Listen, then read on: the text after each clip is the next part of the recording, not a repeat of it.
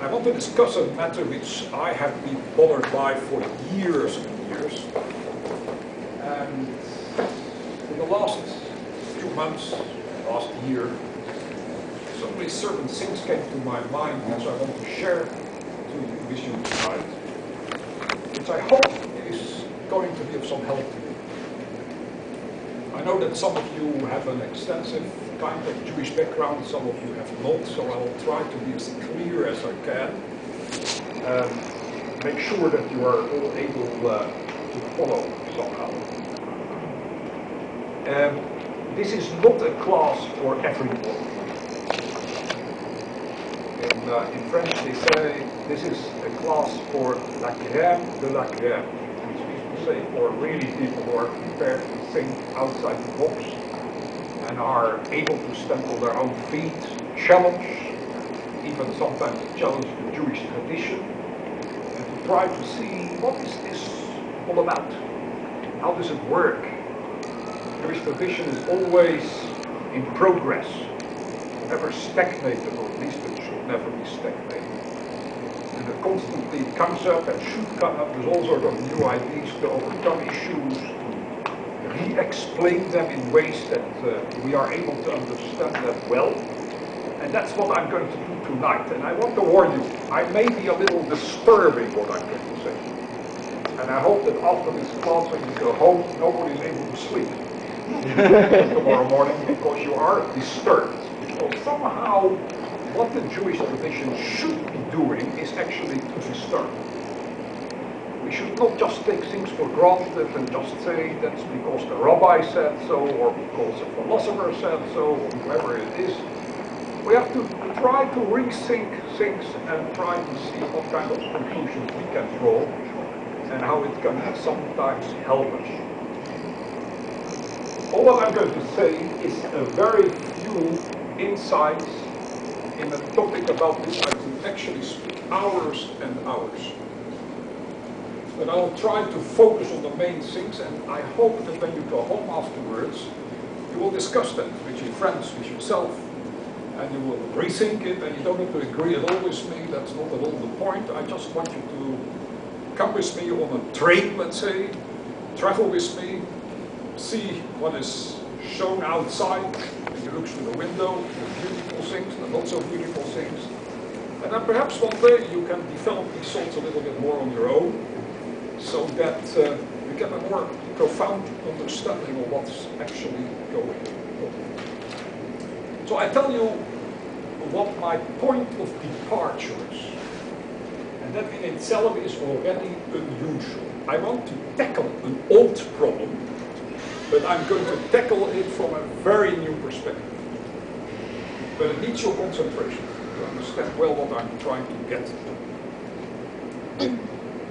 But to make it clear to everybody here, some who do not know so much yet, and also who know more, I want to make the following points so that you are clear about that. I don't have to tell you that the Jewish tradition is of the opinion that there is a God.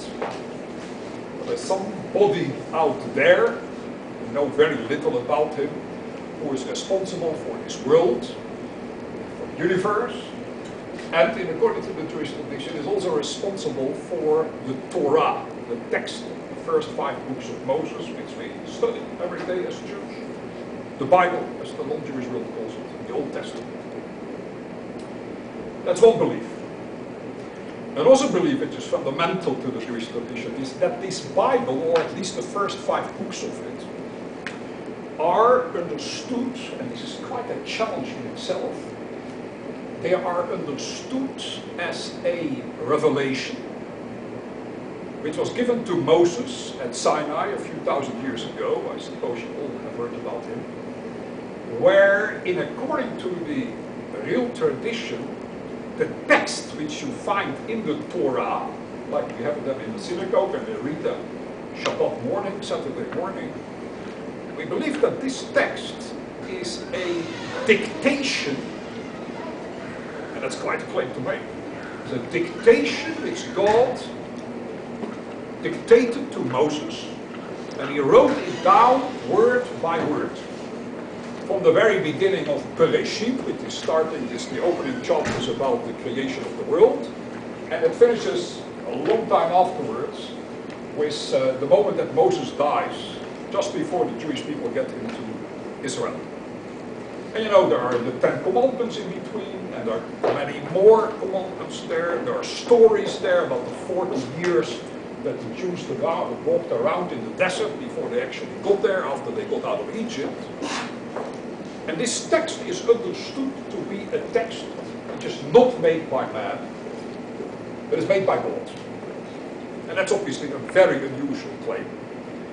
We don't know about another book like that, but there has been a lot of discussion going on how you can somehow uphold this claim. Now, these two beliefs, God exists, and this Torah, the 5 books of Moses, is divine, it's completely given by God, dictated by God. I'm going to say the following about them, about God and about the Torah. And I just hope that God is not very annoyed with what I'm going to say. Number one, I believe, and I'm a religious Jew, or at least I try to be religious. I don't know what that means to be religious, by the way, but that's a different story. I think this God is a little bit of a disappointment. And I'll tell you later why I think that. And you probably will agree with me. And the second thing is, that while I believe that the Torah indeed is from heaven, we say in Hebrew, min ha-shamayim, from heaven, dictated by him, by God, to Moses, and given to us, I think there are some real, you will what I say, moral problems in that text. Moral problems in that text. To the point that some people would say, this God, I'm not so sure if he exists. And there are people who say this. And there are also people who would say, I don't believe for a moment that this text came from heaven, because there are real problems in that text as far as moral issues are concerned. There are some statements made in that Torah which don't agree with our moral intuition. And where we have problems about where to put this all and how to understand it. And I'm going to give you examples that you know exactly what I mean by that. And I want to deal with that, and I'll tell you why. Today, a lot of Jewish philosophers, and also non-Jewish philosophers, they are writing about this topic. There's a lot of literature by now on it. And there's a great need to deal with this on an intellectual level, on a spiritual level, on a religious level. And we need to come up with a religious Jewish approach to these matters. Very often, it's a problem with religious Jewry is that they very often walk away from problems. I don't believe in that for one moment. We have to really face them and try to see what we can do about it, and to admit sometimes that there are problems, and then to see how do these problems exist, how do we solve them, can we solve them? What can be done within the Jewish tradition to do this? And obviously I'm speaking from within the Jewish tradition. So I'm starting with the second one, and that is the issue of morality in the Torah. I don't know to what extent you know the text, but there are some moral problems there. There are some commandments in the Torah, not everybody of you is aware of this, and I will therefore try to explain it as much as I can. There are some problems in this Torah, some moral problems, because it has given us certain commandments, and there are only few, but there are there, which you and I would not agree with. Where we would say there is something morally wrong about them. And then the question is, how is it that the Jewish tradition believes that these commandments, which are morally problematic, how can we believe that God gave them? Don't we claim that God is the best and the most moral being around? Is he not a good God? And therefore he should definitely only say good things. And by the way, he should also do good things. And you know quite well that he does not do that always. There are real problems in this world, which seems to be totally unfair. And this is an old problem. There are loads of philosophers in and outside the Jewish tradition who are trying to justify God. And they say, no, no, no, you have to understand, you have to look at it from that perspective, and then everything is fine, and he is the best God in the world. I'm going to challenge that. But not in the sense that I'm going to deny that God exists. I don't think that's possible. But I do want to say something about this God, which is perhaps very different from what others have been saying.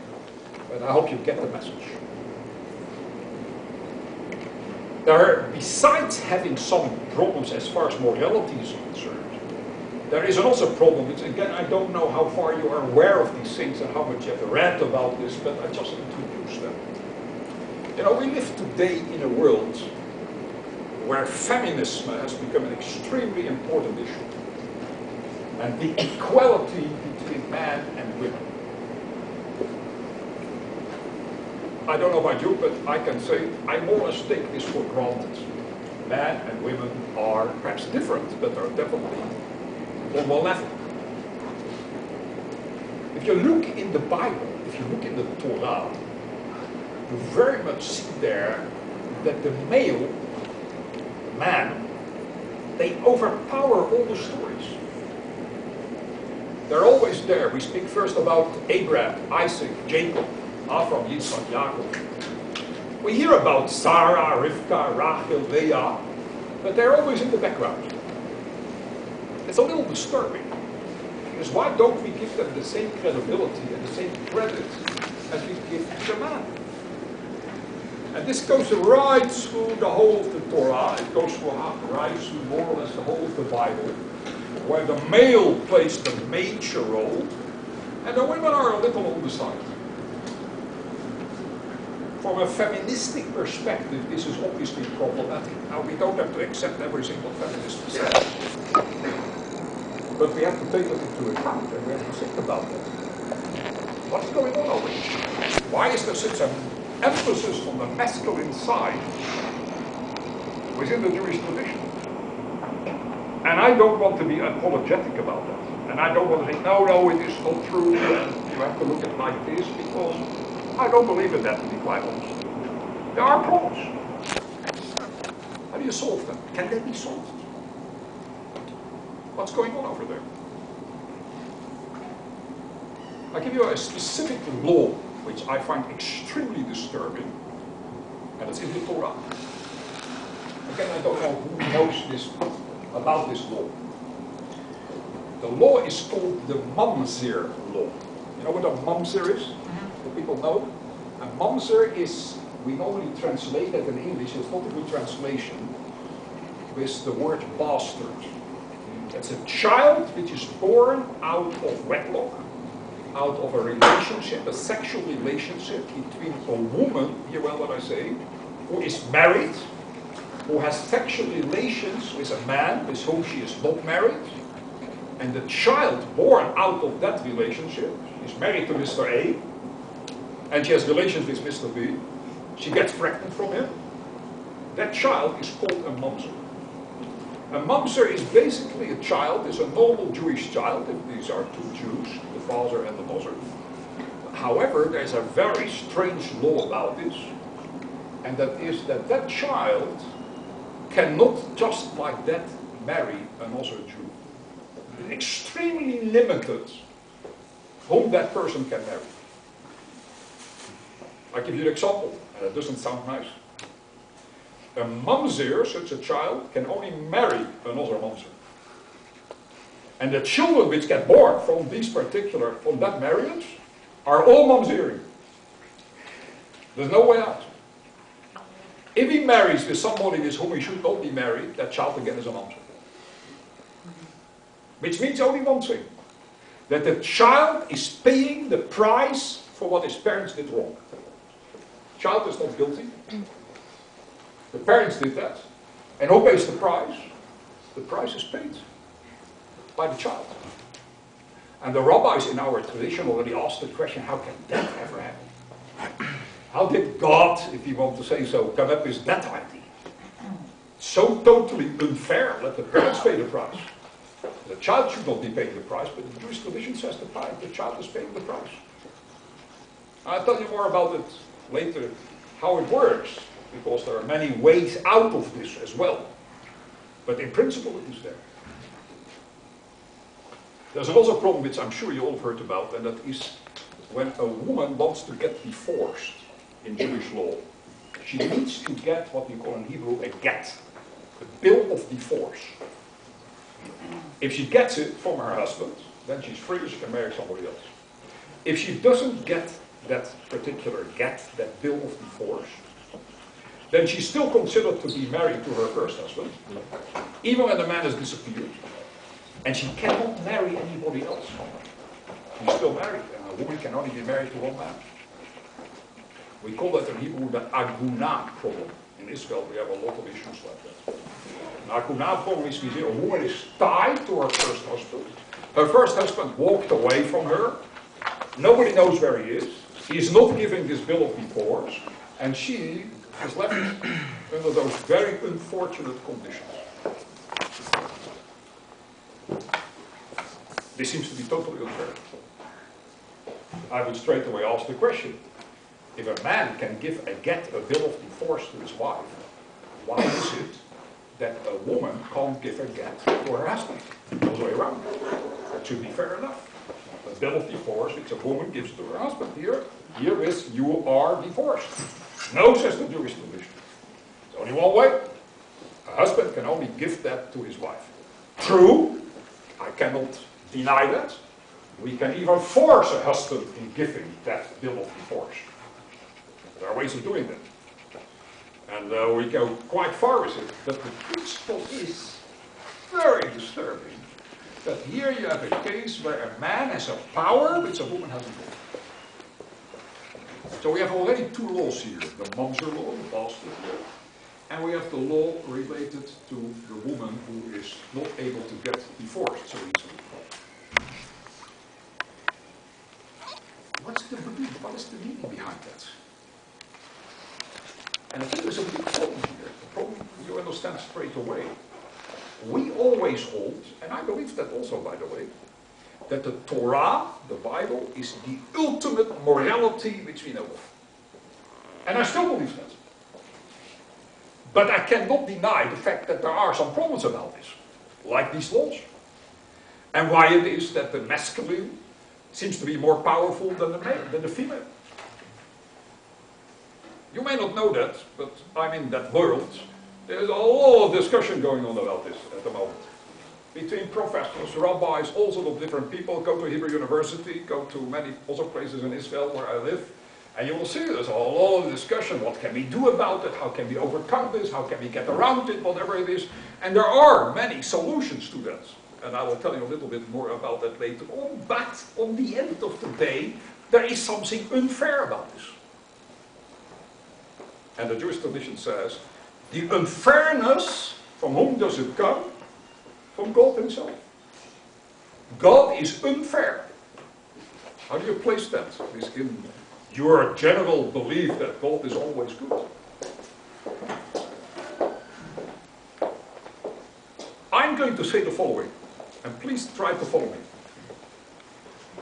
I'm saying the very fact that we have these problems, and we shall not deny them, is in no way a reason to deny that God exists. In fact, it's got absolutely nothing to do with it. And our belief in God should not be at all challenged by this. And number two, these laws have nothing to say about the divinity of the text of the Torah. The only thing what I'm going to say is that the Torah and God is possibly something quite different than we think it is. And we better understand that. Because it may be that in our mind, and that's not always our own personal, let's say, reason or our own responsibility, but perhaps we have made God to look too nice. And perhaps we have made the Torah look too nice. And perhaps the reality is a little different. But in no way does that mean that therefore we should challenge the existence of God, or for that reason to challenge the Torah being the word of God. And that needs obviously a very important explanation. That's what I will try to do. Now, I want you to know, before I make the wrong impression, I want you to know about these laws concerning, for example, the woman who doesn't get divorced. The rabbis, they are, let's put it very clearly, I suppose you all know that word. In many ways, they are, we call in Yiddish, they are chutzpahniks. You know what a chutzpah is? I suppose you all know that, right? The rabbis have incredible chutzpah. Why? Because if you look in the Talmud, which is our oral tradition, you will see how they work themselves around this. They even sometimes ignore something. You know, they will say, well, God doesn't mean it like that, and we will tell you what it means. And then they turn it around, very often 180 degrees, and they make something completely different out of it.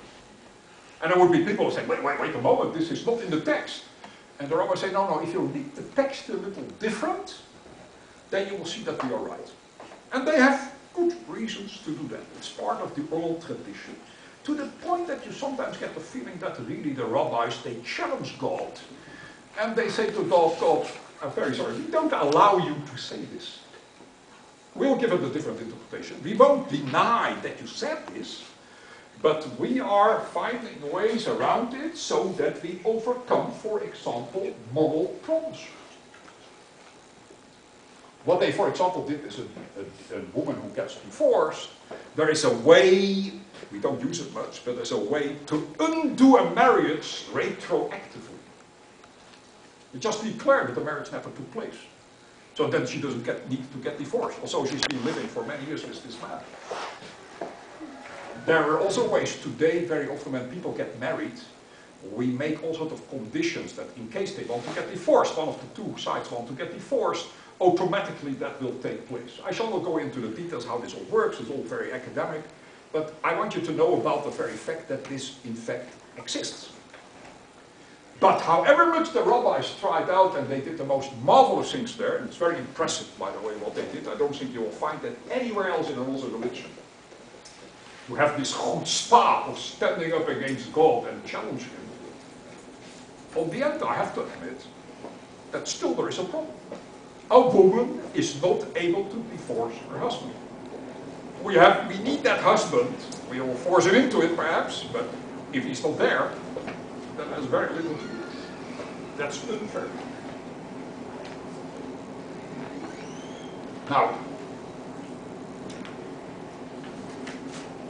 I'm going to, in a few minutes, in a few words, I'm going to tell you how some of the rabbis have dealt with that in our later, more philosophical rabbis.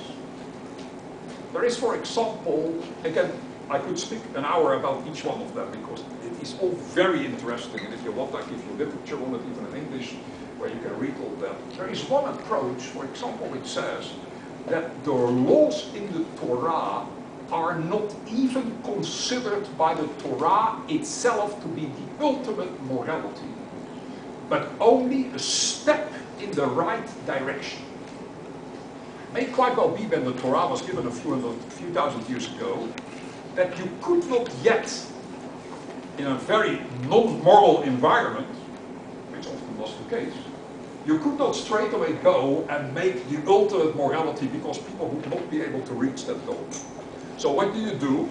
Like you do it in also systems as well, you have steps in between. So the Torah shows a certain direction. And it basically says, okay, for the meantime, we'll do it like that. One day, we hope even to grow beyond that, and we'll do it like that, and then the problem is gone. One way of looking at it. A lot of literature on that. Another way of looking to it is to say that the Torah sometimes tolerates things. Not that it likes it, not that it loves it, but it just tolerates it because it says it's best what we can do in other circumstances. Don't forget, Torah was given nearly 4,000 years ago, 3,500 years ago, and the whole situation was totally different from what it is today. And you could not always do what you would like to do because people were not ready yet to do that. This was a very different world. And there are many more ways how the rabbis, have been dealing with that, and it is very interesting. There may even be an evolution taking place in Jewish law. There are all sorts of things going on which at the moment are discussed. I'm going to take a very different way of looking to this. Not because I disagree with these people. I agree there are possibilities there. But I want to come up with a new approach, a new way of thinking, which perhaps is of some help. Now, I said before that there are people who would say the text is flawed. There are problems in the text, people who things into the text, it should not be there, and we should take them out. But then you're undermining a major belief of the Jewish tradition, and it is that the text is the text of God. And you can't just, because you don't like it, throw something out. The text is there.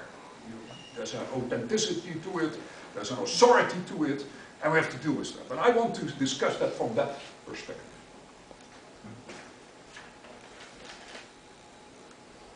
But what I'm saying is this, that we may quite well make a mistake of always thinking that the Torah stands for that kind of morality which you and I today believe in. And that doesn't mean to say that what we today believe in is wrong. I'm just saying that perhaps there is something else going on within that Torah which we must take into account to get a proper understanding of what is going on.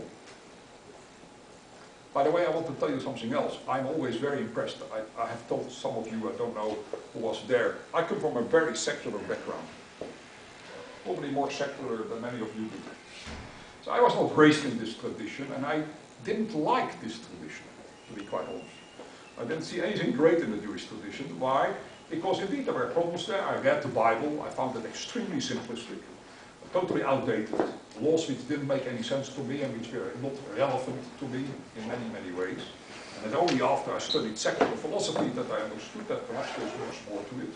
And one of the most impressive things is, within the Jewish tradition, is that, for example, the way how women are dealt with within the tradition, compared to any other tradition, stands out by far. Women were much better treated in the Jewish tradition than in the Roman world or the Greek world. They had much more security financially and from every other perspective.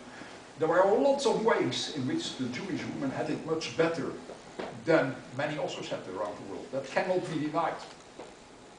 But I'm only saying one thing. Even when that is all true, and I think that's absolutely true, the truth is that there are still problems. It doesn't mean to say that there where everything is gone, everything is nice. There are issues. Now, I'm now moving into a very different direction. Hear well what I say, you will not understand what I mean. But I'll explain you. I'll try to explain as best as I can. I want to compare this situation with an earthquake. And I will say that an earthquake is just another example for God not being fair, between brackets. Earthquakes take place. People lose their lives. Children lose their lives. We had several, last few years, we had some major earthquakes. The tragedies are unbelievable.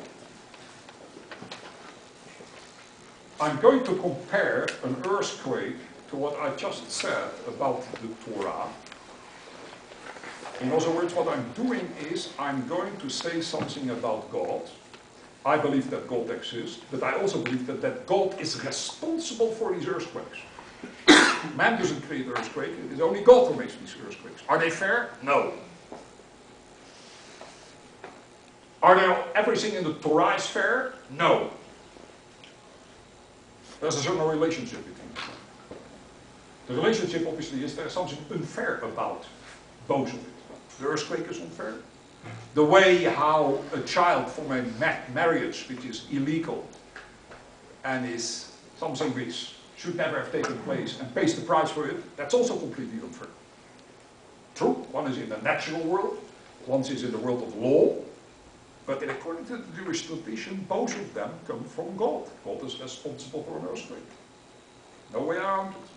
God is responsible for a law which says that a child pays the price for what his parents did wrong.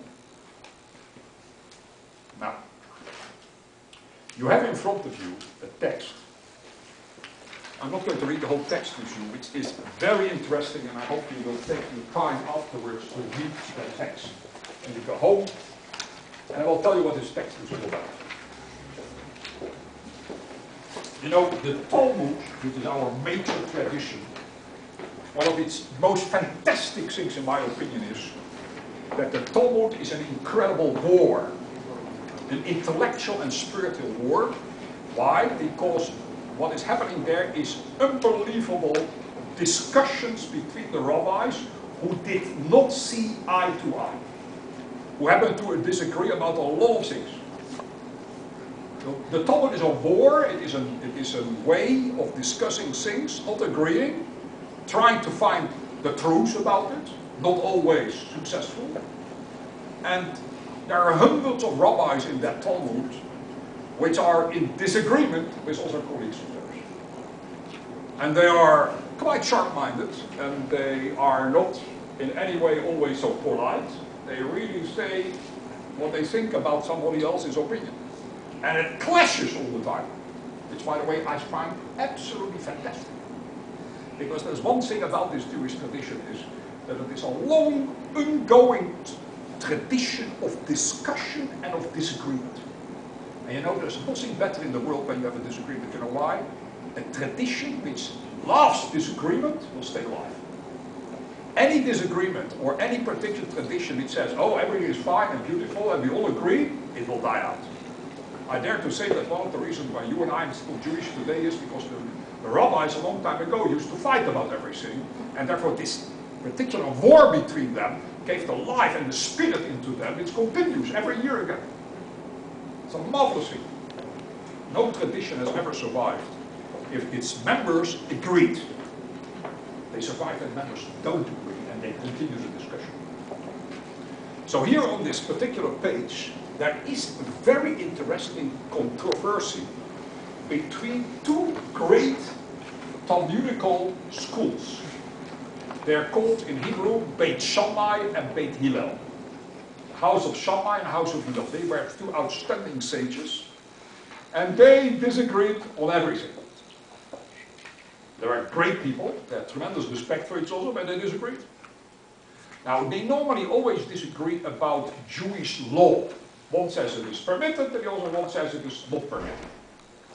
Here in front of you, the lower lines, by the way, you will see they have a philosophical debate. And they try to find a solution to that debate. What is the particular discussion they have is absolutely most fascinating.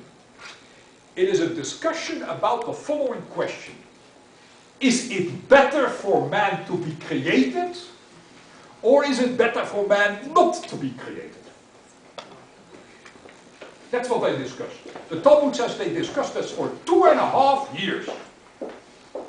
Something like, should he really be here, or would it have been better if he would not have been here? You know, there's this famous, I don't know who said this, but there's this famous observation made by somebody who said, you know, it would have been better if he would not have been here. But who is so lucky? Only 1 in a million.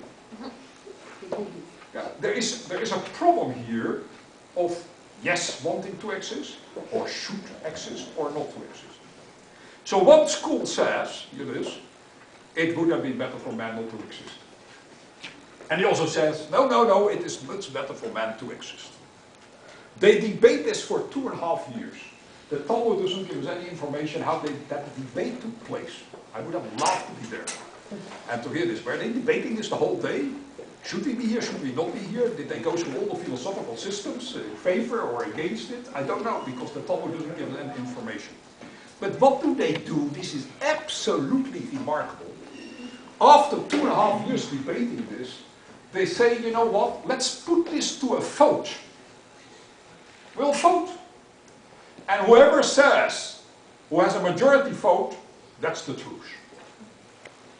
So they have a vote. Here it is. They have a vote about one question. Is it better for man to be created or not to be created? I've never heard something as crazy as that. But it's in the Talmud. It's fascinating. So they're debating this. And then they take a vote. And what is the majority? The majority here, well, says it is better for man not to be created. They outdo the others. Then they say, okay, but we have one little problem. We are there. What now?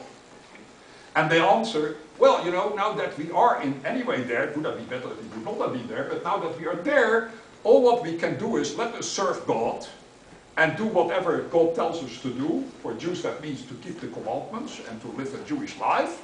That's what he wants from us. But we agree really, it would have been better if the whole thing would never have taken place. Now this is absolutely remarkable. I understand that in a democracy, like we have here in America, we have in Israel, you have debates and then you take a majority vote, because on the end of the day you have to decide yes or no. Shall we do this or shall we not do this? Shall we create this law or shall we not create this law? So I understand at a certain moment you have to make a decision. You can't have A and B together. But that's only on practical matters, when you have to come to a solution. But I tell you something, I have a PhD in philosophy. I can tell you one thing. In philosophy, the rule of the majority is meaningless. You know why? The majority has mainly got it wrong. May also be true, by the way, in a democracy. But in philosophy, it is only the minority who probably understands what's going on. So what are you going here to have a debate about a philosophical question? Should man be there? Should he not be there? And then to vote that and to say the majority says it should be there and therefore that is the truth? I would straight away say that's the very reason to say that it's not the truth. The majority doesn't understand the question in the first place. So what do you mean the majority says we should not be there, but what can we do? We are there now, so let's live by the laws of God. Very strange. What are they debating here? I've been thinking a lot about them and tell you what I see. They were having a big problem, but they didn't perhaps say it in the way as I would say it today. They would say like this: you know what? This world is a nice world. Cannot be denied. There's nice, good things going to take place, but there are also a lot of things which are not good at all. And man pays an enormous price. We have an earthquake. Tens of thousands of people get killed, including children and babies. We have people who get ill. They can't help it. Cancer, whatever else it is. Terrible things. There are a lot of things which are totally unfair in this world. But then I look at it from the other side, and I say, you know, but there's also a lot of great things in this world. There's the sun, there's great events, there's music, there's art, there are loads of other things which are incredibly joyful.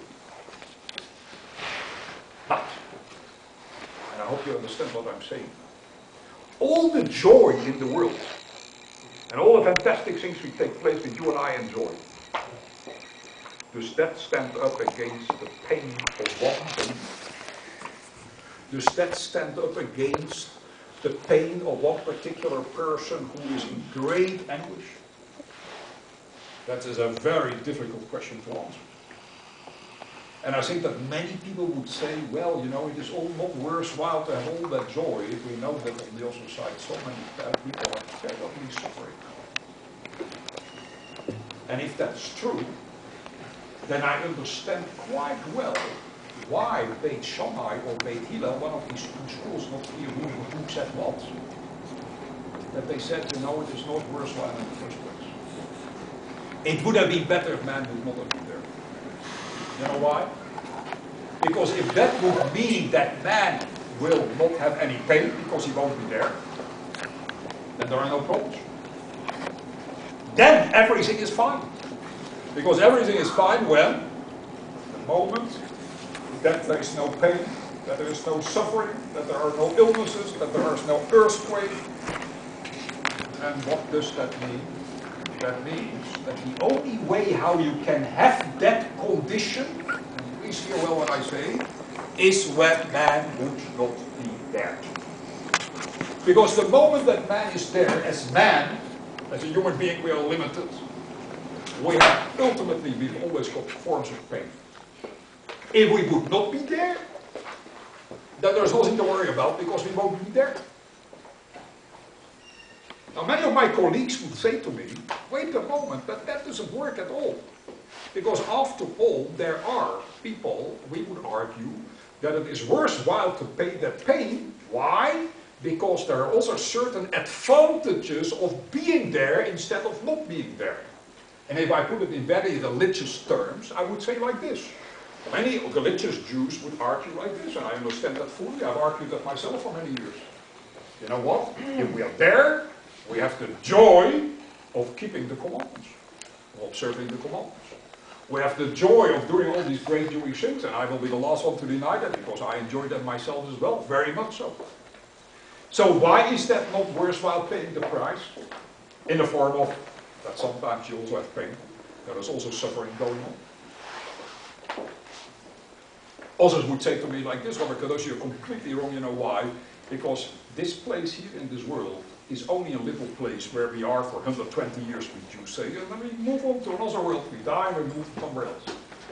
And in that world we get tremendous reward for all what we did good in this world. Does it make sense? Yes. Except for one thing. Why is it necessary to create, why is it necessary to create a situation where man has to labor in this world, sometimes to undergo all sort of pain, so that in the world to come he will be rewarded? Is that necessary? If there would not be anybody there in the first place, true, he would not be rewarded. But I tell you one thing, if you were not there, you would not even know that you're losing out on being rewarded. It just doesn't make sense. Reward is something after we be born and we go through all the problems and we say, oh well, at least we get rewarded on the end for all this. But if we would not be there in the first place, there's nobody ever in this world who misses something which is not there. Your great-grandparents never missed a computer. Why? Because there was no computer. So they didn't miss out on it. So if you want the reward, if there's no reward and you're not there, you're not missing out on anything, because reward only makes sense when you are there. And I think that is exactly what this Beit Shammai and Beit Hillel were discussing over here. They had a major problem. The problem was, why is anything there? And how do we fit into this? Why does it need to be there? Let me expand this concept. You know, today we know astronomy, science, physics. We know that this universe of us is incredibly large. And we in this world, where we live in here, in this universe, we are a very tiny little thing here, where a few billion people live. But we know there's an unbelievable place around us, with black holes, as we call them today, with baby universes, as also call them. There are all sorts of things going on, which are far beyond us. We don't know if there's any life there, perhaps there is life there, perhaps there's no life there.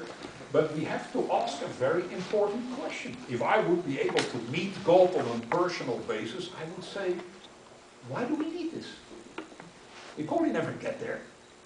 So why did you create this whole thing over there? So I will ask yourself another question. I ask you one basic question, and it's a fundamental philosophical question.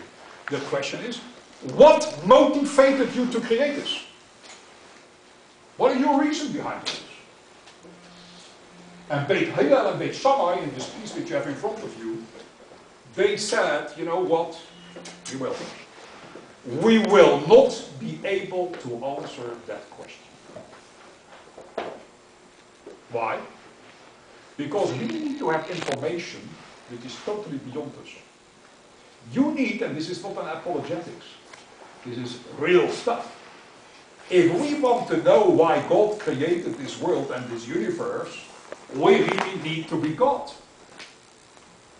But the answer is, and that is what they are debating over here, is we have not the slightest clue why we are here. We may enjoy it, we may like it, we may dislike it. You may say, it would have been better if I would not have been there. You may have said, as the others, it is very nice to be here, so let's be here. But we don't know why. And no philosopher has ever answered that question. We have one problem, and we start somewhere else. We say exactly what these rabbis are speaking about. Now that we are here, let's make the best out of it. But why we are here is completely beyond us. Now, try to follow me. Next step. If all that is true, and I would ask the following question concerning an earthquake. Why does God create earthquakes? Don't come and tell me because he's punishing man. Because I would straight away have to ask the question, why is there a need to punish man? If man would not have been there, there's no need to punish him. So that's not really an answer. That's only an answer which they call afterwards. When you're there, you may answer perhaps there's punishment involved. But why do you have that in the first place? Why do you need punishment altogether? Don't create anything bad and everything is fine. In Shom and Beit Hillel, they basically are asking one question. If we don't know why God created this place, we can neither know why he does the things he does. You can only judge something if you know the criteria under which it needs to exist. If you have that information, and you know this is the reason why, and then something comes in which doesn't fit in there, you can say it doesn't fit, doesn't work, out. But if you don't know at all in the first place why it is there, so you come and say to God, why did you create an earthquake? So God would answer, sorry, have you got any clue of why I created this world? Do you know my criteria? You're coming in with your little thing and telling me that you think it should not have happened. And from your perspective, by the way, you're absolutely right. Within your little world, you are right to ask the question, why is it that you create an earthquake? But there's only one difference between you and me. I'm God and you are this little human being. I may have my reasons which require that an earthquake takes place. Not because of punishment, not because of reasons which you could ever at any time understand, but as long as you do not know, and you don't, what the reason is, why I created something instead of nothing, just leave it in absolute nothing, we cannot even imagine what nothing means. But if you would know that that option was open to me, I could have said, just leave it like it is, nothing, absolutely nothing. Agreed, everything would be fine.